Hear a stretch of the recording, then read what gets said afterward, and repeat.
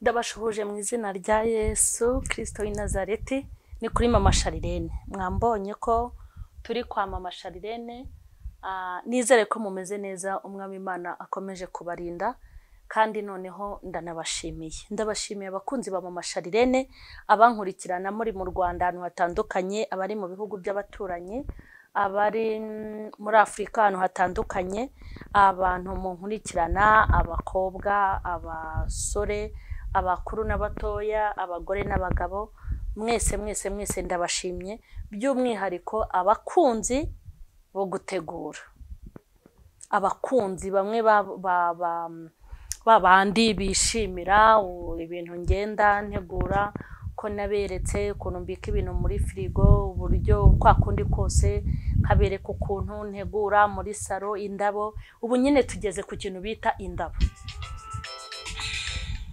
no mu bisanzwe ngewe nkunda indabo cyane ku rwego rukomeye nkunda indabo dore nk'utu turabo twangisha ndumva numva naza nkaturyamamo bavuze yuko indabo ari mbi mu cyumba najyaga nteguramo indabo zitari izi ngizi nkunda indabo n'umuntu uzajya umenyera ahantu hari indabo za makeyo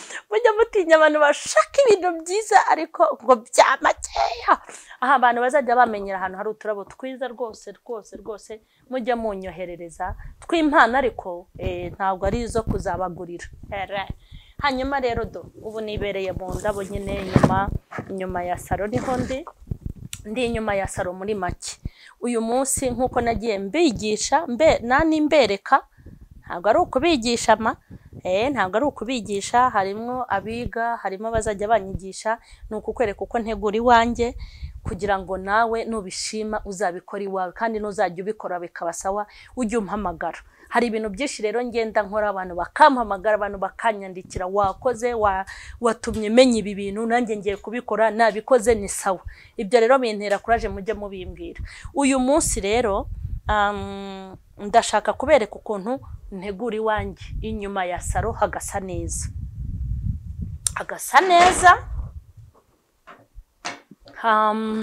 ikintu ndi bubanze ikintu cya mbere ni utu dutambaro murabona ko ni amoko abiri udutambaro ndadufura nkadutera ipasi nkabika kamwe nkategura kandi noneho impamvu hano ni inyuma ya saro. Murabizi ko tumaze igihe turi mu gihe cy'imvura, amahuhwezi yarazaga kaza hano.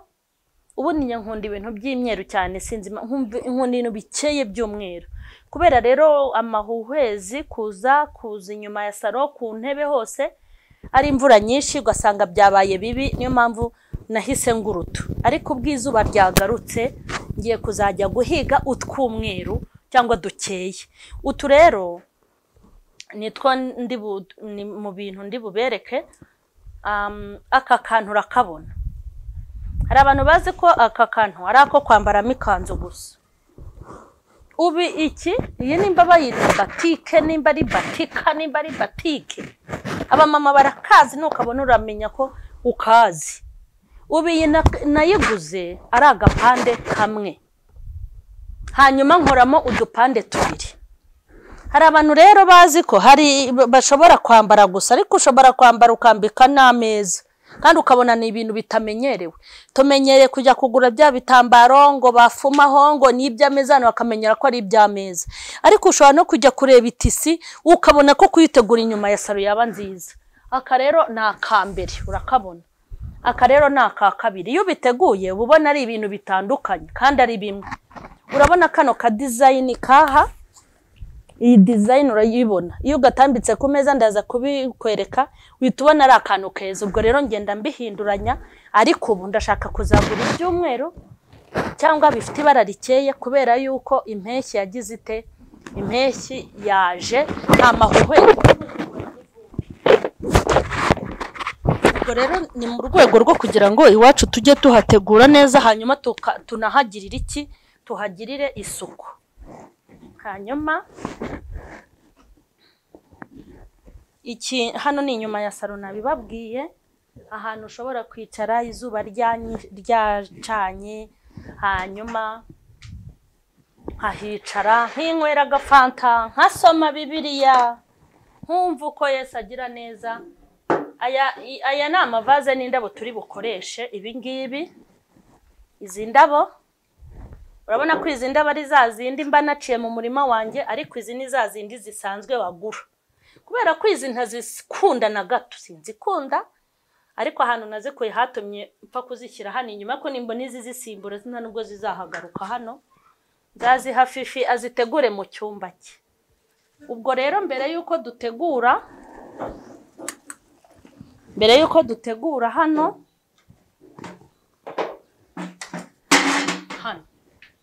mbere yuko tuhategura, ni inyuma ya saro nabibabwiye, ndabanza nkahanagure. Urabona ko ivumbi ryabaye ivumbi, ubu nta mikino. Ngiye kuhahanagura, ngiye kubanza mpahanagure n'agasabuni.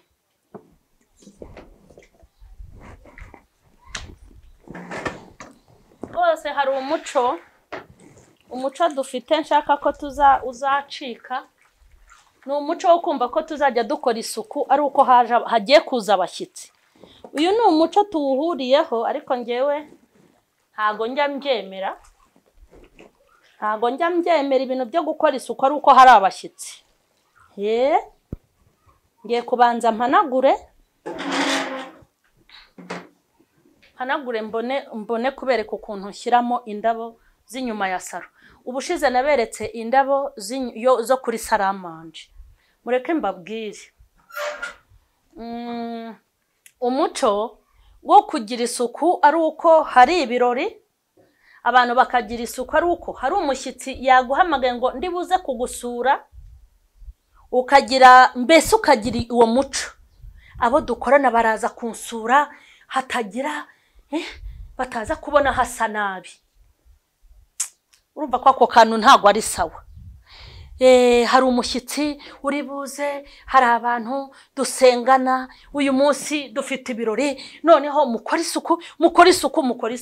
Ugasanga ku munsi w'ibirori, ku munsi afite abashyitsi, ku munsi hari ikintu runaka nibwo akoze isuku. Ariko isuku ndashaka ko tuyigira ubuzima bwa buri munsi. kuki wumva ko umushyitsi ari we ukwiye kwicara ahantu heza hari isuku? kuki umugabo wawe atataha kumwe bavuye ku kazi amaze no gukaraba, hari abantu bamubuze muri telefone agira ngo bavugishe, akicara inyuma ya saro ahantu hasukuye? umuntu ajya kwicara abanze agira cya, nubwo ivumbi ry'ubu ryiyenza, ariko ivumbi ry'uwo mwanya n'ivumbi rihasaziye iyo umuntu abirebye arabitandukana. umuntu ajya kwicara abanze agira cya. ese kuki twategurira abagabo kuki twategurira abashyitsi bicara ahantu heza basange hasa neza? kuki umwana wawe atakicara ahantu hasa neza? kuki wowe utakata iwawe mu rugo, mu gikoni, hehe, muri tuwarete, hehe, ngo wicare ahantu hasa neza? ndashaka kubakuramo ikintu cyo kutikunda mukumva mukunze abandi. ibanza wikunde, nyuma n'uwo mushyitsi yicara ahantu heza, ariko nawe ubwawe wicare ahantu heza. ubwo rero ndabanza mpahanagure, mbone kubereka ukuntu njya ntegura, kandi rwose njya nifuza Mana Nyagasani njyewe ubyikorera, ni njyewe ubyikorera, ibi byose ndabyikorera, n'amasuku ndayikorera, utagira ngo njyewe kumbwira ngo umukozi. noneho hari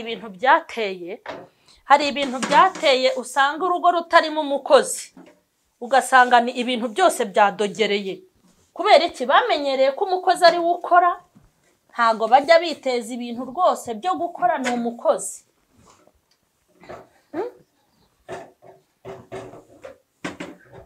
mujya mwiga no gukora akazi ko mu rugo ba mabuja. mujya mwiga no gukora akazi ko mu rugo, ubwo bumabuja bwanyu mwumva ngo abamabuja ngo hari ibyo badakora. ese ko mbona ari urugo rwawe uba ukorera ra? ko mbona ari urugo rwawe uba ukorera?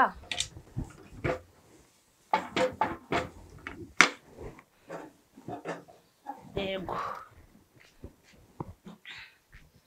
maze kuhahanagura rwose.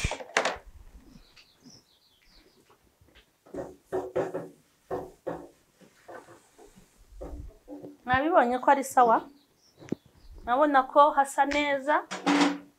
hanyuma nahanagura, kandi ngomba kumenya ko ngomba guhanagura n'aha kuri utu twuma natwo tugira ivumbi noneho mu mpeshyi. dore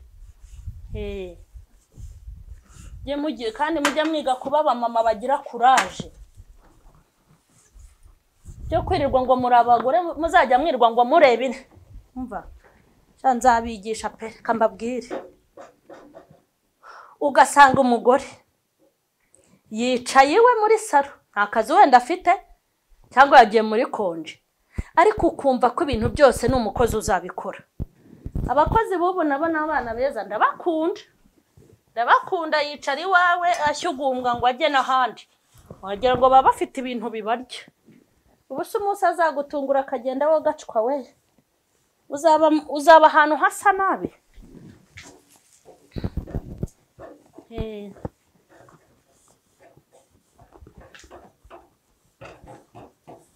yes, ndumva tugiye gutegura n'aya meza yumutse, tugiye gutegura inyuma ya saro.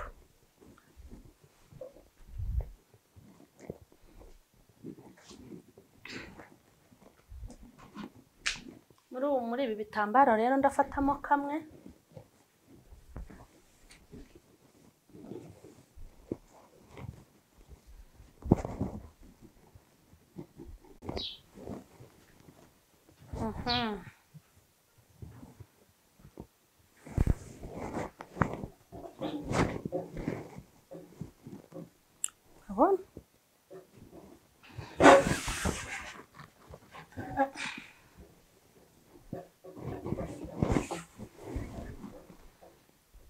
Urabona ukuntu gasa rwose agatambaro ni keza. ubu nikandura nzagakuraho nshyireho naka. nababwiye ubwo haje impeshyi ndashaka no kuzagura utundi ariko dukeye twibara rikeye. hanyuma ngiye gushyiramo guhashyira indabo sasa. Iki kirahure nkishyiramo indabo mu buryo butandukanye, nzajya ngenda mbibereka. Iki kirahure dore ndabigenza gutya,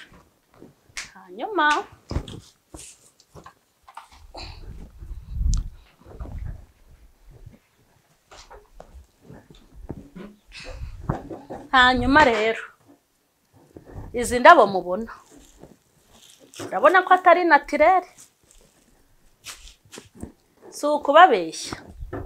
Ntabwo izi ndabo nzikunda habe namba, ntabwo nzikunda. Reka nazo nzihanagure. Ntabwo izi ndabo nzikunda, nta nubwo nazitangaho 100 ryanjye cyangwa 5. Yego, nushaka no kumpa ururabo izi ndabo ntuzazinzanire. Cyokora nushaka kumpa indabo zitari naturere uzagenda ugure muri za zindi rumwe rugura 25. Haraho nabibajije baravuga batakarabo kamwe. Dore rero kubera ko abonye kwa kaka kantu ntagakunda, nizi ndabo ntazikunda, ubu ndafata kanterekemo gutya.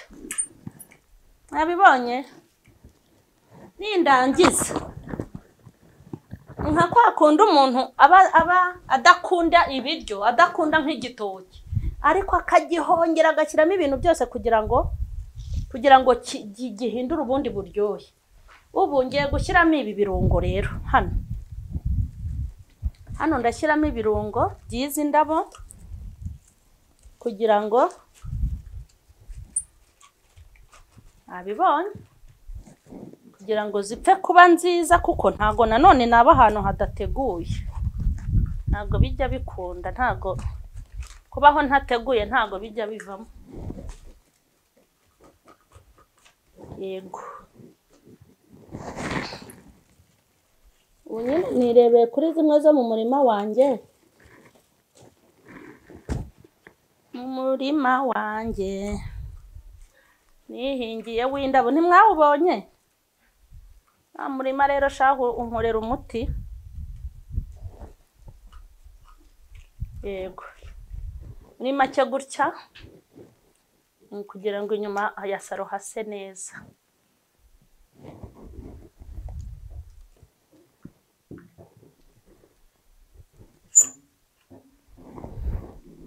Abibonye ko nibura tafazari.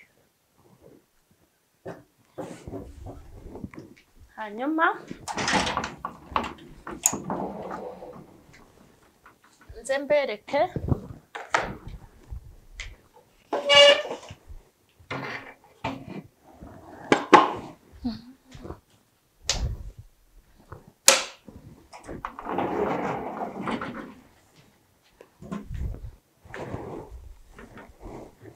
abibonye ukuntu hasa neza nyuma ya saro. Sawa, hari isuku, nta vumbi, n'umuntu ushyitsi yaza ntatinye kwicara. Waba uri no kuganira n'umuntu ukabona ko ari sawa. Hano ni indabo shyira inyuma ya saro. Gusa nabibabwiza indabo sinzikunda, nzishyiramo utu tuntu kugira ngo zibe nziza, ariko nzabereka izindi ndabo njya shyira hano. Hari igihe mba afite izindi ndabo za naturere mba nazanye nkazishyira muri iki kivaza cy'ikirahure. Nkunda amavaza y'ibirahure. Ariko nonaha ndashaka tuganire. Nonaha ndashaka tuganire, nganire n'abamama, abamabuja b'abamama cyangwa abamabuja b'abakobwa. Ikintu nashakaga kukuganiriza ubu nonaha, gukora iwawe, koza ibyombi iwawe, gukoropa iwawe, gukora isuku iwawe, gutekera abana bawe, gukora isuku muri kwizine cyangwa n'ahandi iwawe, ntabwo ari ubuturage. Nta nubwo bishobora kukwambura icyubahiro cy'ubumabuja. Dufite ukuntu duteye abirabura kutari kwiza, ku buryo umuntu adashobora koza n'ibyombo iwe kugira ngo batamusuzugura, ari ibyombo yaririyeho byiwe n'abana be n'umugabo we cyangwa we n'umuryango we cyangwa n'abo babana. Bakumva ko yari imirimo y'abakozi bo mu rugo, iyo hatagira umuntu mbona, umuntu akaba mabuja rwose akaba atajya inyuma y'igipangu ngo akubure, mabuja akaba atakoza ibyombo, akaba atakora isuku, akaba hari imirimo. Mureke mbabwire, ngewe numva ibyo bintu siko mbifata. Kuba waba uri mabuja uwo uri we wese, ukaba wakora isuku yikora iwawe mu rugo, wabonye umwanya mama. Hari abantu batagira umwanya, hari abantu bagira amadosiye menshi, hari abantu n'ukuri kose baba bajagaraye, yabona n'umwanya akabona wo kuruhuka, wowe rata ndakumva. Ariko wowe ufite uburyo bwo kubikora, ahubwo kugira ngo abikore, mureke mbabwire, akajya muri salo, afite umwanya, akora akazi katagoranye, yaruhutse se, umwanya arawufite, akaryama mu ntebe iwe, akabafasha telekomande, akajya agenda ahinduranya ibihugu, areba ibyo areba, ntacyo bitwaye kubireba. Ubundi agafata telefone, Rufosina, ntabwo wabonye ukuntu inyuma ya saro hasa? Sinongere kubona ririya vumbi. Kankubwire, arashaka ko Rufosina ajya gukora isuku mu byumba by'abana, akajya gukora isuku mu madushe n'amatuwarete, byanaba ngombwa koza imodoka, agakora isuku muri jaride, agakoropa inyuma ya saro no mu gikoni, akoza ibyombo akabibika. Hanyuma Rufosina ajye no guhanagura amadirishya, ajye inyuma ya saro, ririya vumbi ntiyongere kuribona ku madirishya no ku nzugi. Ariko mbabaze mwabagore mwe, ubundi biriya bintu mukoresha abakozi banyu, tuvugishije ukuri wowe biguhanga ubikora umunsi umwe, we wabishobora? Icyambere nta bumuga ufite, ntubana n'ubumuga, nta kiruhuko cya muganga ufite, gusa kuko umuhemba yawe ugomba unayagaruze. Ariko nkuzaniye amakuru atari meza, ntabwo umukozi azita ku byawe byose kuko ntibinamureba. Ikikubwira ko bitamureba, ngewe nihereyeho nararebye nsanga nta mukozi wagukorera ibintu byose mu isi wabibona.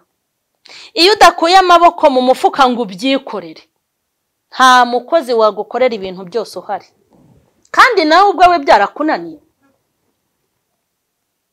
Isuku ihagije kugira ngo uyibone iwawe bizagusaba kuyikorera, kandi dore ahondi uzabigenzura ubirebe.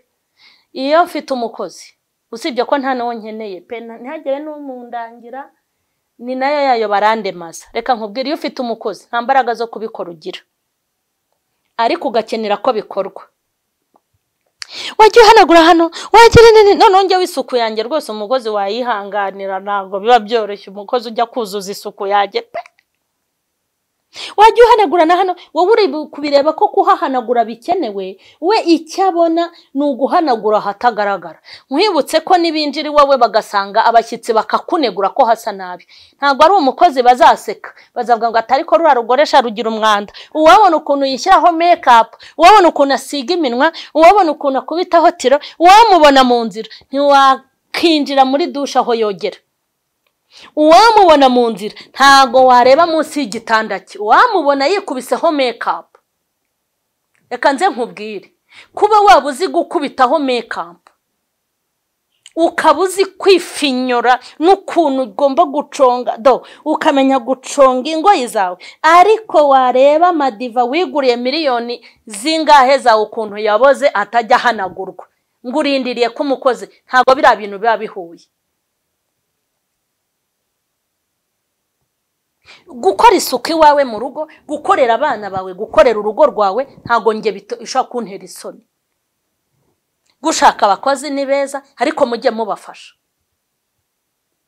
Ntukabona umuntu ngo yinjiye muri tuwarete yo hanze ngo kuko ari iz'abakozi, ariko abakozi disi baragowe.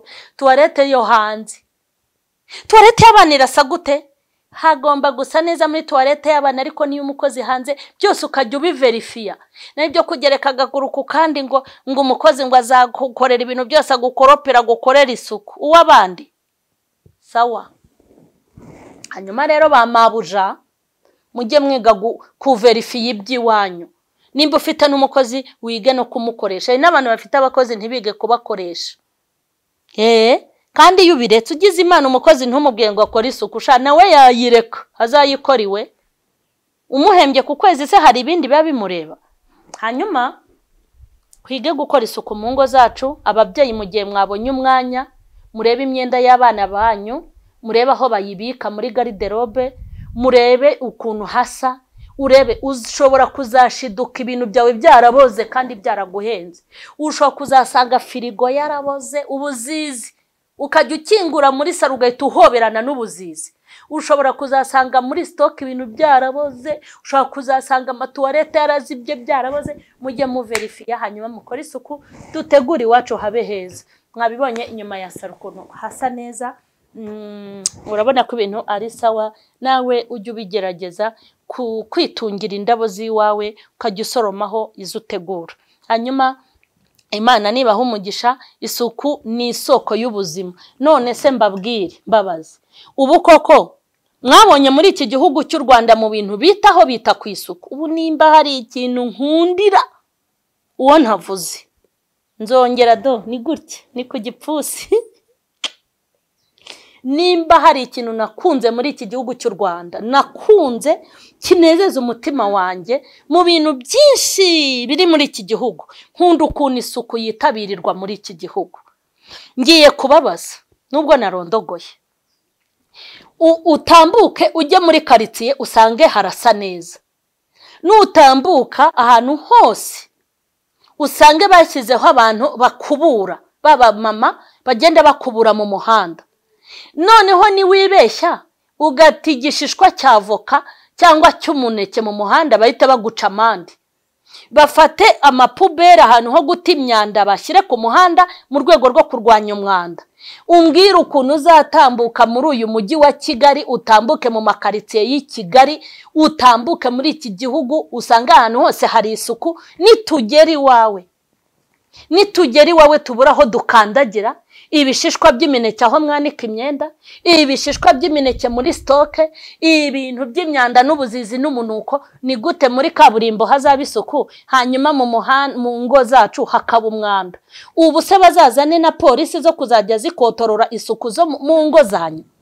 Tuzabigarukaho. Ibikweto bishaje mukabishyira munsi y'igitanda, mugafata ibitiritiri by'ibigori, ibibuto by'avoka byose ugasanga biri Uyu munsi nsoza iki kiganiro uze kunyarukira munsi y'ibitanda by'abana bawe, unyaruke no munsi y'igitanda cyawe. Niho uzapimira isuku tunzi wawe. Ufite inzu nini, ufite ubushobozi, ufite uburyo, ariko n'abakene namwe mwige gukora isuku. Ndumva ndushye, ndumva nananiwe, navuze cyane. Kandi ubu ntimwangurira n'amazi, ariko mama Imana rero nibaha umugisha, ndabakunda. Utuntu twiza twose nzajya ntubagezaho. Ubu muri iyi minsi icyo duharaye nyine ni isuku y'indabo, gutegura iwacu. Imana ibaha umugisha, ndabakunda. Abatarakora subscribe ni muyikore, mukore share, comment, inama n'ibitekerezo, ariko no kumpa indabo nabyo birakenewe. Dore nk'ubu mujye munyihera indabo, rumwe ruri hano urundi ruri hano, nzenze ryamemo hagati. Umunezero w'indabo. Indabo ni nziza, zitanga umunezero. Ngaho shoje mbabwira ngo munanyihera indabo z'ubuntu kandi nziza zihenze n'amavaze ahenze. Imana ibahe umugisha. Amen.